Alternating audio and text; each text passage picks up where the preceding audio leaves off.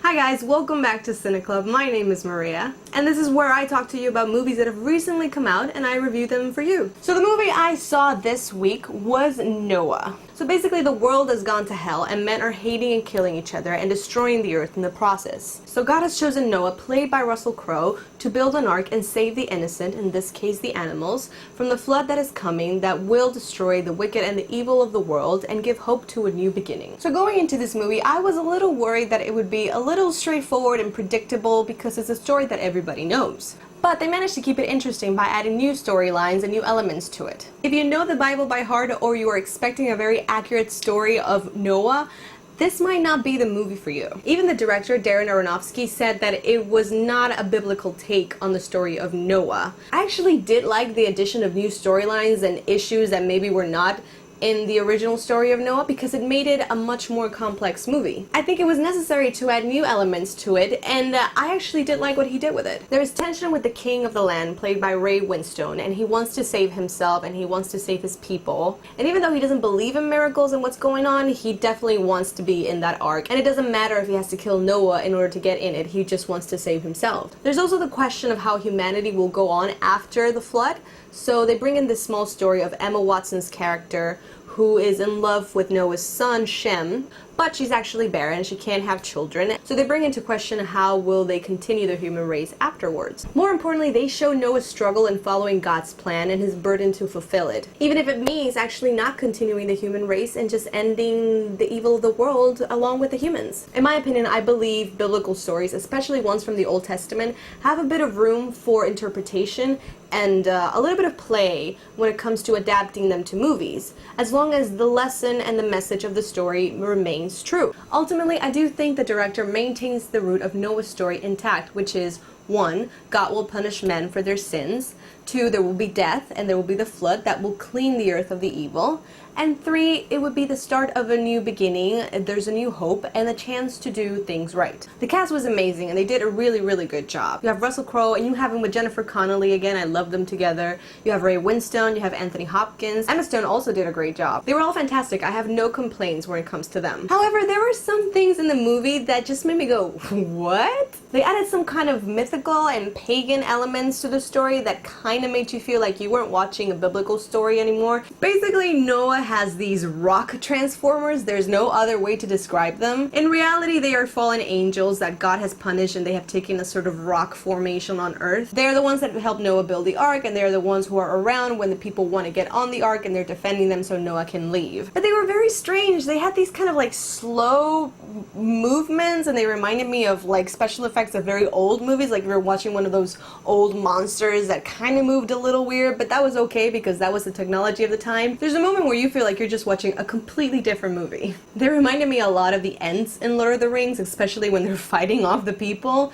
They just have that slow talking, you know, grave, deep voice, and they've been around forever and they know so much and they have this conflict with humans, but they want to help them as well. They were kind of cool, but at certain points they just made me kind of separate myself from the movie and I just felt like I was watching something else. But I think where Aronofsky was going for was maybe building a sort of separate, kind of fictitious world where these things exist. And if you go in with that mentality that it's not biblical but it's more mythical, I think you'll kind of enjoy the movie. Ultimately, I think the additions to the story made the movie more interesting, more complex, and relatable even. It's not so much a black and white story like you remember it being. I like that they touch on the idea that we have good and evil inside of us, and we have the choice to decide which one we're going to act upon. We have the freedom to choose between doing the right thing and the wrong thing, and I think that's a great message. And it makes the story of Noah much more interesting because it's not just Noah, the good guy, versus all the men who are evil and wicked. The movie is much darker than any interpretation of Noah I've ever seen, but I don't expect anything less from Aronofsky. You see elements of the director like with his obsessive characters like he has done before in Black Swan or in Pi, and you see that with Noah and how he gets so obsessed and stubborn in following God's plan even when it's one of the most difficult choices he has to make, that it happens further on in the movie. There is a moment where you get very creeped out and very scared with what is happening to Noah's character. It seems kind of really deviating from what people know, and there was a point where I was like, ooh, like this is getting a little too dark for Noah. I don't know if this is a good choice. But it really keeps you on your toes, and a movie that would have been otherwise very predictable suddenly has a very interesting struggle with morale and what is just and what isn't. Sometimes you hate Noah for the decisions that he is making in order to follow what God wants him to do, and sometimes you completely agree with the bad guy when he says things like, we are not ruled by the heavens, we are ruled by our own will. You see that the characters are not completely good and they're not completely bad. It's a matter of a choice, and that makes them much more understandable and I think much more relatable too. Is it an accurate story of Noah? No. Are a lot of religious people going to be very mad about it? Yeah, probably. But I think it stays very true to the core of the story and the lesson of Noah's story, and it didn't bother me that he decided to take artistic liberties with it, because in the end I found it much more realistic in a way.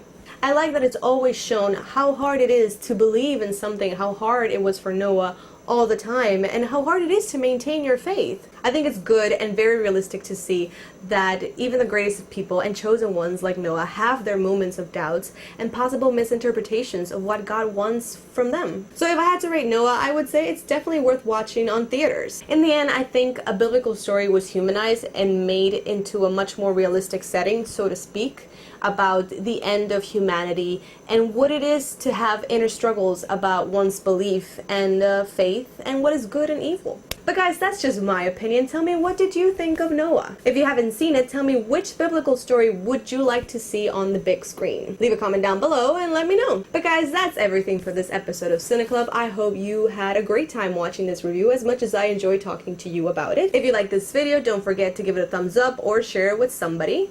Don't forget to subscribe for more, and I will see you on our next movie date.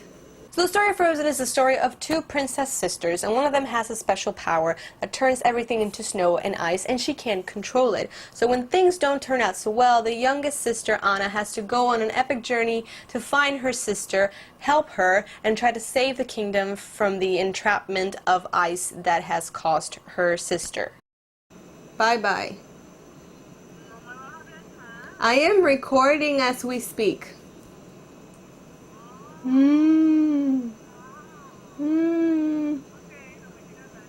Bye. ¿Qué? Ok, bye. Está abajo, ella está abajo. Bye. Bye. Te hablo ahorita. Bye. Bye, mami. Bye. She's gonna be so mad.